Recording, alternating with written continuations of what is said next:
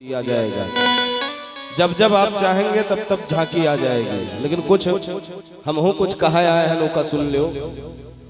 प्रेम से बोलिए राघवेंद्र सरकार की जय हो। श्री सुखदेव जी महाराज कहते हैं राजन, इति गोप्यः प्रगायन्त्य प्रलपन्त्य चेत्रधा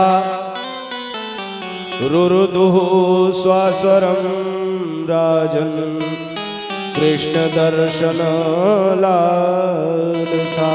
जब गोपिकाओं ने इस प्रकार की लालसा प्रकट किया कि कृष्ण का दर्शन हो जाए, अन्यथा अब जीवित नहीं रह पाऊंगी।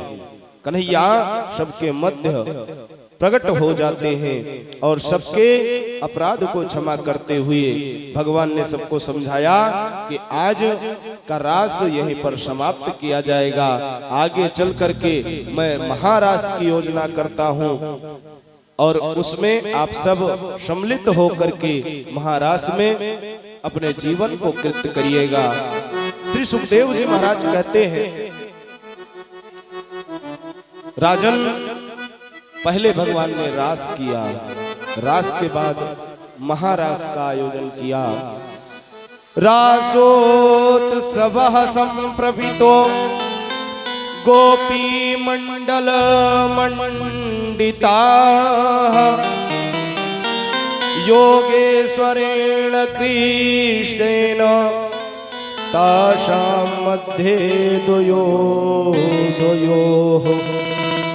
जब महारास का आयोजन हुआ तो भगवान संपूर्ण योगों के स्वामी भगवान श्री कृष्ण दो गोपियों के बीच में प्रकट हो गए और सबके गले में अपना हाथ डाल करके आज रास में आनंद ले रहे हैं।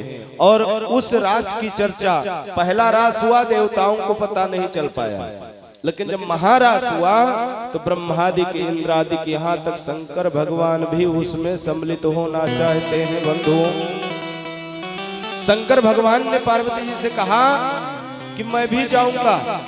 पार्वती मैया ने कहा कहाँ जाओगे? कहे अब भगवान जो रास रचा रहे हैं उस रास में मैं भी सम्मिलित होना चाहता हूँ। पार्वती जी ने कहा कहीं आज ज्यादा तो गांजा नहीं हो गया है? अगर ज्यादा गांजा भांग खा लिए हो तो जब उतर जाए तब बात करना। प्रेम पूर्वक शंकर भगवान कहते हैं माता पार्वती से, ऐसा कुछ भी नहीं। अरे वो जो देवियां हैं, देवियां जो रास में सम्मिलित हो रही हैं कोई साधारण नहीं है। रिद्धियां सिद्धियां भगवान के हाथ खेलियां करने के लिए कोई गोपी बनकर आया है तो कोई गोप बनकर आया है। एक से एक सिद्ध मुनि अपने जीवन को कृत्य कर रहे हैं। इसलिए देवी मैं जाऊंगा जरूर। पार्वती मैया ने कहा जब नहीं मानते हो तो जाओ, और जाओगे तो कहीं ऐसा ना हो कुछ गड़बड़ हो जाए, क्योंकि वहां सब नारियां रहेंगी। मध्य में खाली बस कृष्ण भगवान सबको आनंद देने के लिए रहेंगे। और उसी बीच में आज जब जाओगे अगर छुप नहीं पाए हो, किसी को पता चल गया तो गड़बड़ हो जाएगा। गड़बड़ यही होगा कि आज शंकर भी नाचने के लिए आ गए। शंकर भगवान ने कहा कुछ भी हो जाए, अगर भगवान के नाम पर बदनामी लिखा होगा तो हम बदनामी सह लेंगे, लेकिन रास में हम जाएंगे जरूर। माता पार्वती ने बहुत समझाया, न जाओ, वहां जाओगे गड़बड़ होगा। ये जो आपके बिच्छू के कुंडल हैं, सर्प हैं, जटाजूट धारी, चंद्रमा, गंगा इत्यादि ये सब साथ में लिए हुए हो, और कैसे वहां जाओगे? साड़ी कैसे पहनोगे? घाघरा कैसे पहनोगे? कैसे जो है चंद्रमा को छिपाओगे? शंकर भगवान ने कहा देखो देवी, श्रृंगार करने में तो तुम माहिर हो, इस प्रकार मेरा श्रृंगार कर दो कि किसी को वहां पता ना चले, और साथ में रहना। अगर कुछ गड़बड़ होने लगेगा मुझसे तो तुरंत संभाल लेना। आज भगवान शंकर भी उस रास में सम्मिलित हो रहे हैं। पार्वती से बोले मैं भी चलूंगा तेरे संग में, राधा संग श्याम नाचे, मैं भी नाचूंगा तेरे संग में। रास रचेगा ब्रज में भारी, हमें दिखाओ प्यारे गोकुल आ गए हैं, गोकुल आ गए हैं। एक दिन भोले भंडारी बन करके ब्रजमारी गोकुल में आ गए, गोकुल में आ गए, गोकुल में आ गए हैं। पार्वती भी मना तिहारे, पार्वती भी मना तिहारे, ना माने ते पुरारी गोकुल में आ गए हैं, गोकुल में आ गए हैं, गोकुल में आ गए हैं। और भगवान शंकर कहते हैं, हे पार्वती से बोले, मैं भी चलूंगा तेरे संग में। पार्वती से बोले, मैं भी चलूंगा तेरे संग में।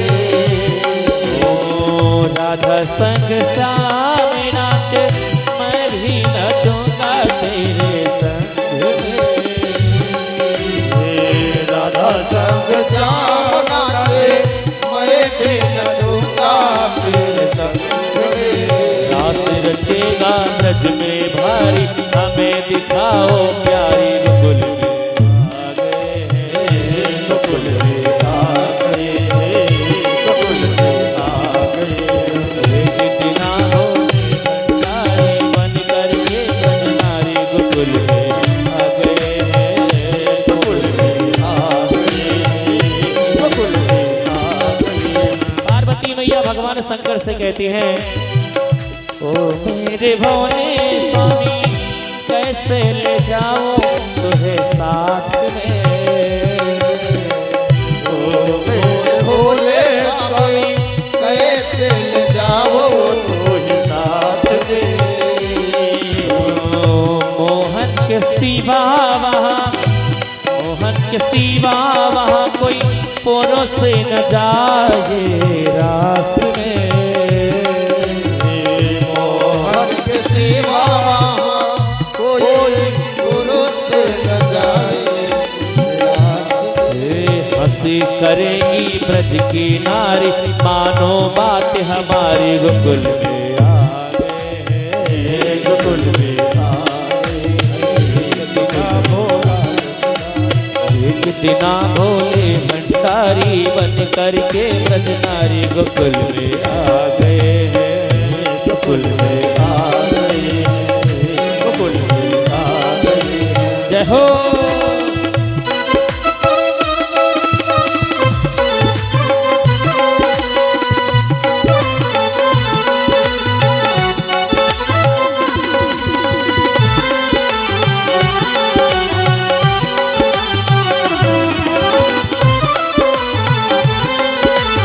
दोनों हाथ ऊपर करके मीठी मीठी तालियों के साथ।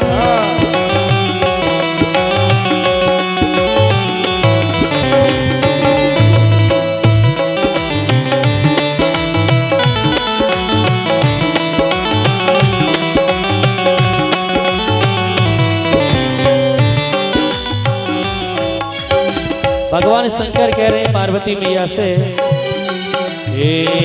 ऐसा बना दो मुझको कोई न जाने इस राज को। ऐसा बना दो मुझको कोई न जाने इस राज को। मैं हूँ सहेली तेरी, ऐसा बताना ब्रजराज को। मैं हूँ सहेले तेरे, ऐसा बताना ब्रजराज को। और बना के जोड़ा, बना के जोड़ा पहन के साड़ी, चाल चले मत वाले गोकुल में आ गए। दोनों हाथ ऊपर करके मीठी मीठी तालियों के साथ। बना के जोड़ा पहन के साड़ी, चाल चले मत वाले गोकुल में आ गए।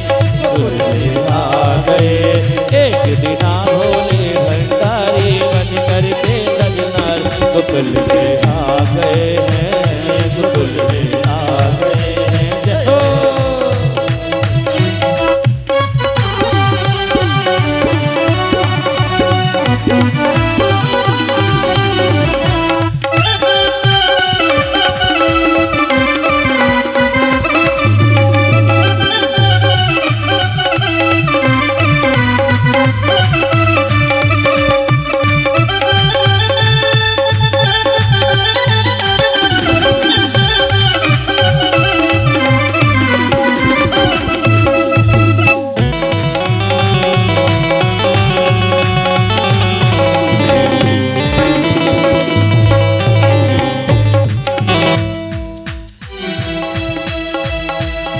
और कहती हैं देख, भगवान शंकर कहते हैं पार्वती मैया से, देखा मोहन ले जब ओ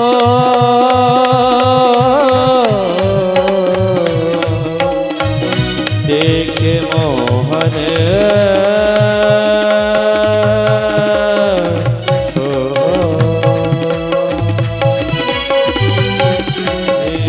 देखा मोहन ने जब समझ गए सारी बात रे, सारी बात रे। देखा मोहन ने जब समझ गए हैं सारी बात रे, सारी बात रे। ऐसी बजाई बंसी सुधी बोधी भूले भोलेनाथ रे, भोलेनाथ रे। ऐसी बजाए बंसे सुधे सुधे भोले भोलेनाथ रे, भोलेनाथ रे। और हुआ क्या, भगवान कन्हैया ने ऐसी बांसुरी बजाई, सर से खिसक गई है साड़ी, मुस्काए गिरधारी गोकुल में आ गए हैं। सर से आ गए, सर से खिसक गई है साड़ी, मुस्काए गिरधारी गोकुल में आ गए हैं। गोकुल में आ गए। एक दिना भोले भंडारे बन करके ब्रजनारी गोकुल में आ गए हैं, गोकुल में आ गए।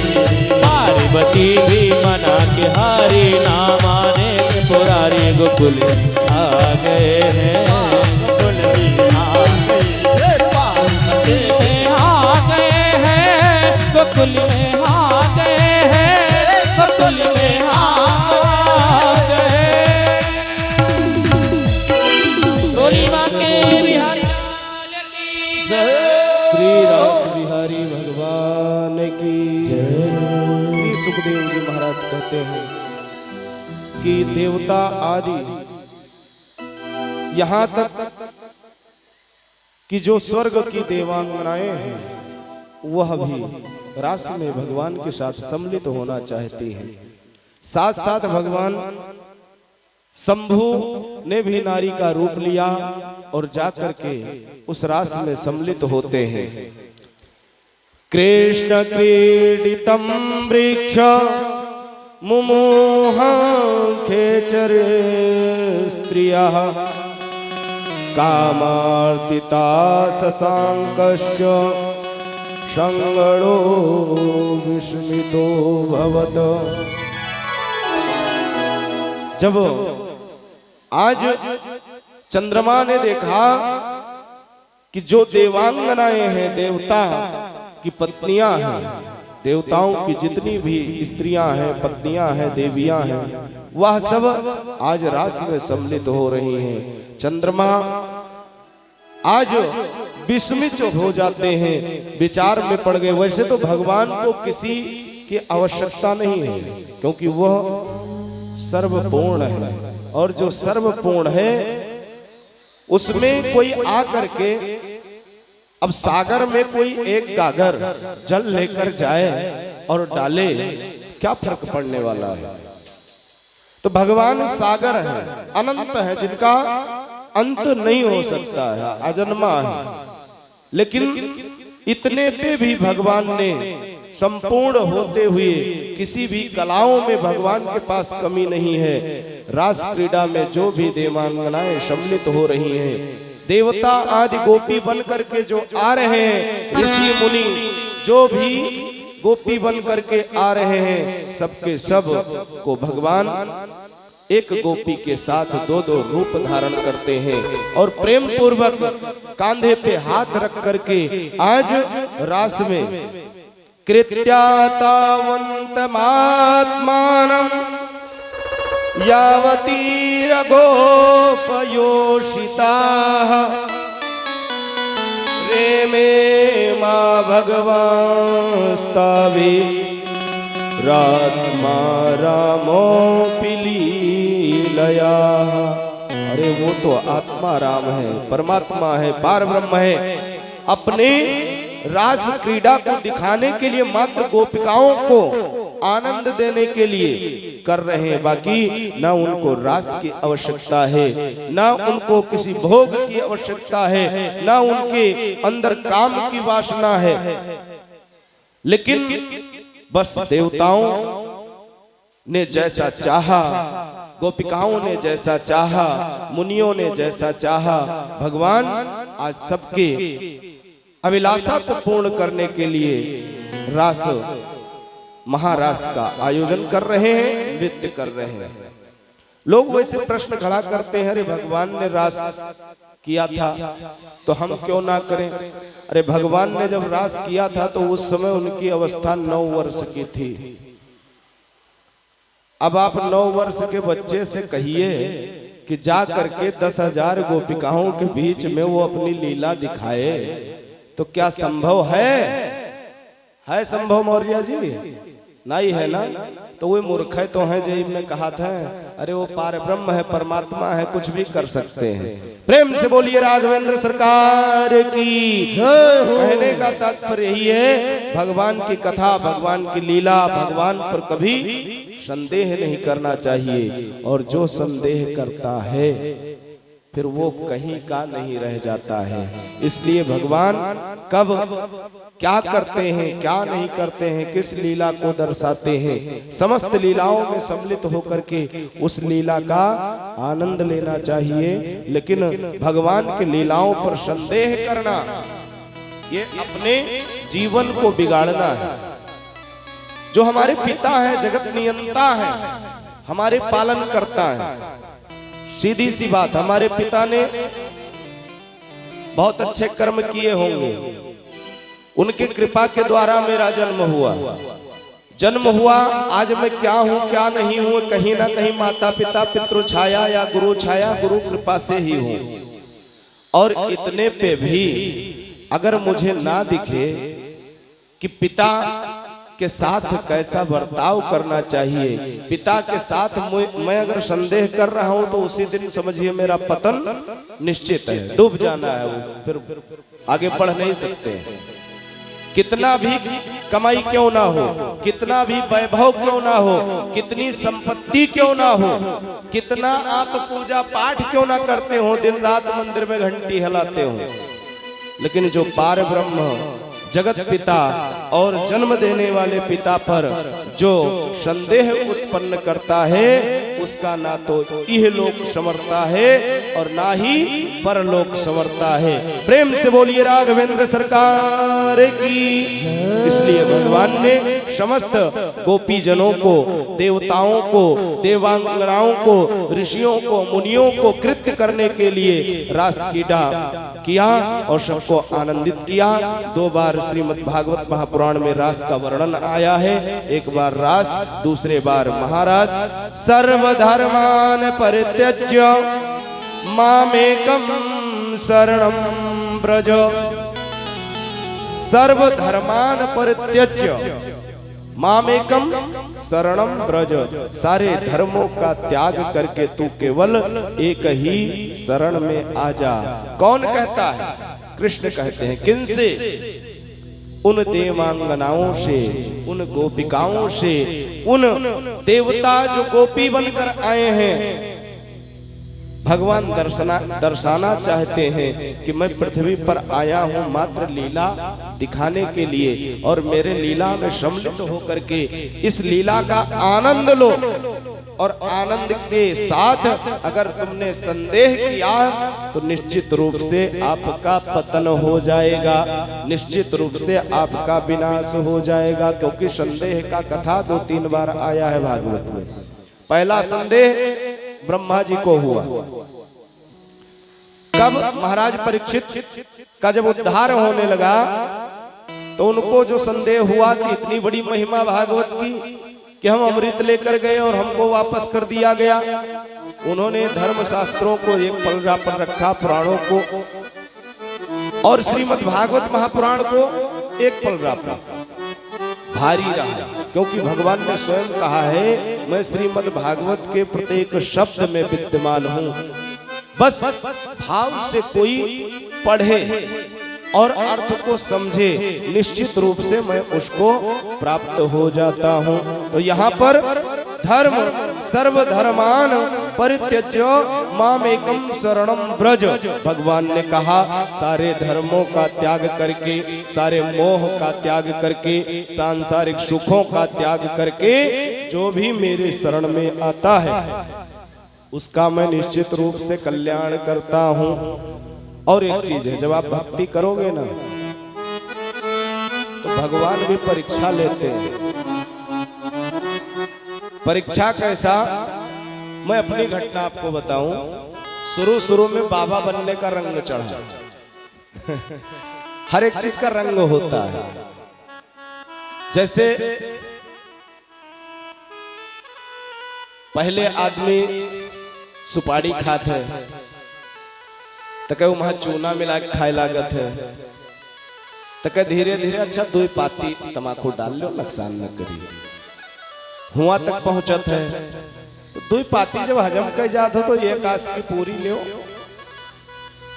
तो कहे 1 आस्की से 2 आस्की पर पहुंचत है, 2 आस्की से 4 आस्की, यानी ये अभिलाषाएं कभी पूर्ण नहीं होती।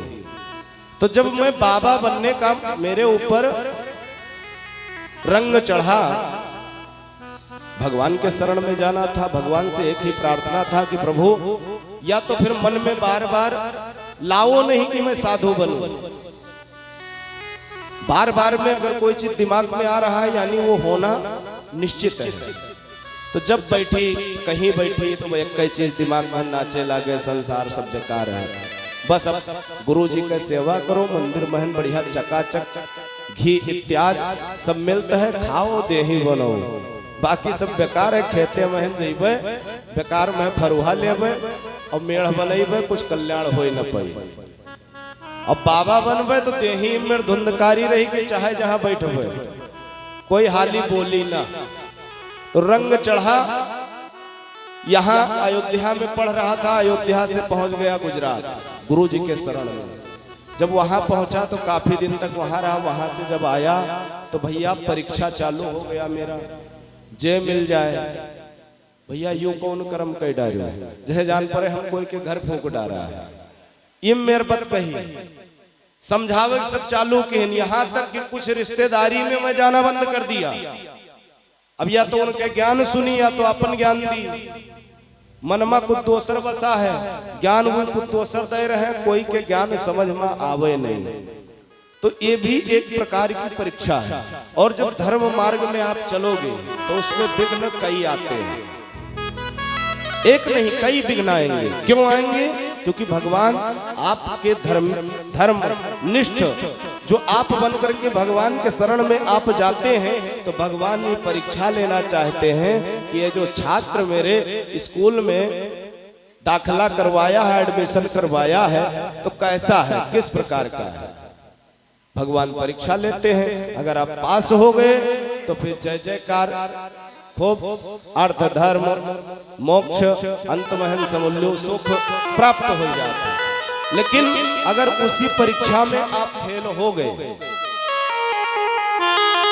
जो आप बटोरे सर्वस्व गया, तो भगवान के शरण में कभी बैठो तो ना तो उनकी लीला पे संदेह करो, और दुनिया है क्या कहता है कहने दो, कोई फर्क नहीं पड़ता है।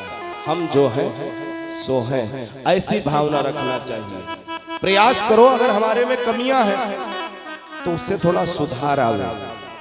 अगर उसमें सुधार नहीं आ रहा है तो भाई कर्म है, जैसा कर्म करोगे भोगना निश्चित है, चाहे जैसा कर्म हो। एक माचिस ले लीजिए, मड़हा में जाइए, बाल माचिस लगाइए, फिर आप कहो कि मड़हवा न जलो तो का मड़हवा मान जाइए?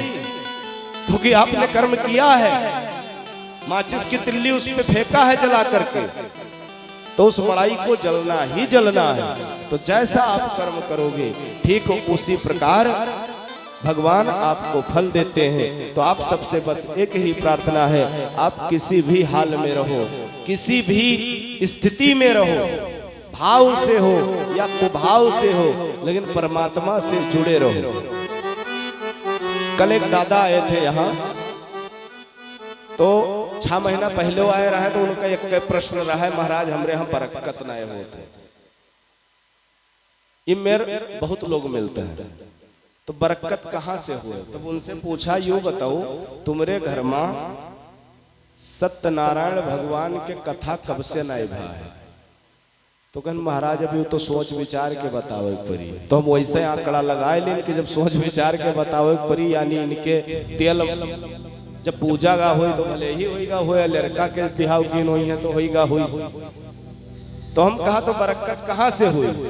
कमाते हो उसका 10 अंश कम से कम धर्मार्थ करो। धर्मार्थ करने का मतलब ये नहीं है कि हाँ हमरे मेरे बाबा ढोंगी आ जाए उनके जेब हम रुपया दे दो, उसे धर्मार्थ नहीं कहते।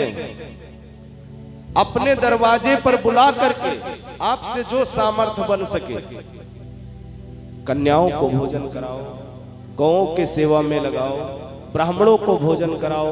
अगर मान लीजिए ब्राह्मण से ईर्ष्या है, हो सकता है, तो उसका भी विकल्प है। बढ़िया यज्ञ ठान लो और महा स्वाहा स्वाहा करो, वह धर्मार्थ है। फिर आप देखो आपके जीवन में 10 रुपया आप कमाते हैं तो बरकत होता है कि नहीं होता है? प्रेम से बोलिए राघवेंद्र सरकार की जय। खैर यूं तो आए व्यथा, अब हम आप चलते हैं कथा में। उधर सुखदेव जी महाराज कहते हैं, राजन गोपिकाएं जब भगवान में मुग्ध होती हैं, भगवान समस्त गोपिकाओं के अभिलाषाओं को पूर्ण कर रहे हैं।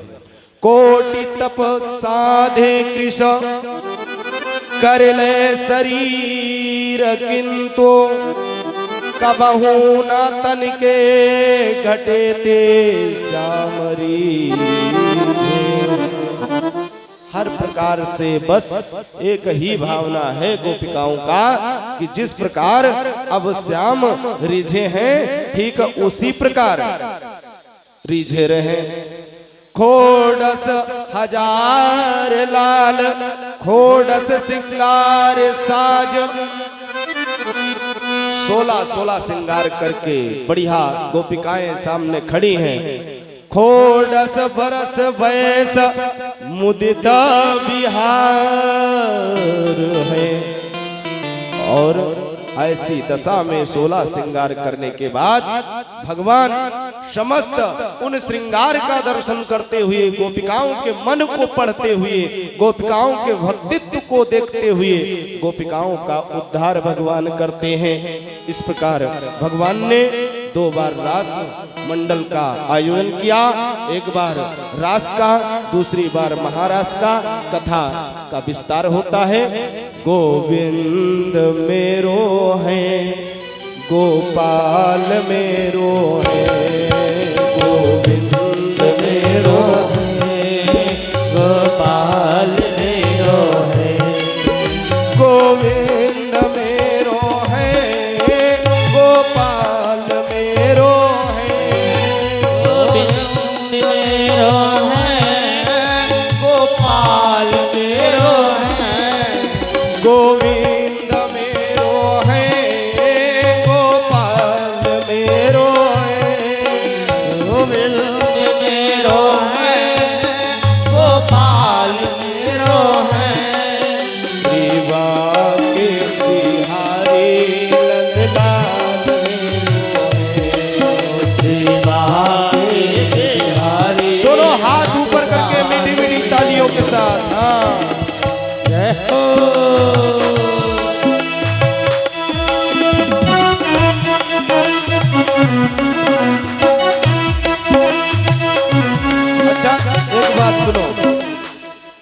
आप लोग विचार करते हो महाराजवा जब से आवा तब से यह कहा था दोनों हाथ ऊपर करो, दोनों हाथ ऊपर करो, दोनों हाथ ऊपर करो। इसका भी एक कारण है क्यों कहा जाता है। किसी को पता हो तो बताइए, और ना पता हो तो हम तो आई के लिए हम चिल्लाए। हाथ क्यों ऊपर किया जाता है? ये संसार है भव सागर, इसमें 3 प्रकार के ताप हैं, और वो तीनों ताप जब एकत्र होते हैं तो ये सागर त्रिवेणी बन जाता है। और हम आप जब इस संसार से दुखित होते हैं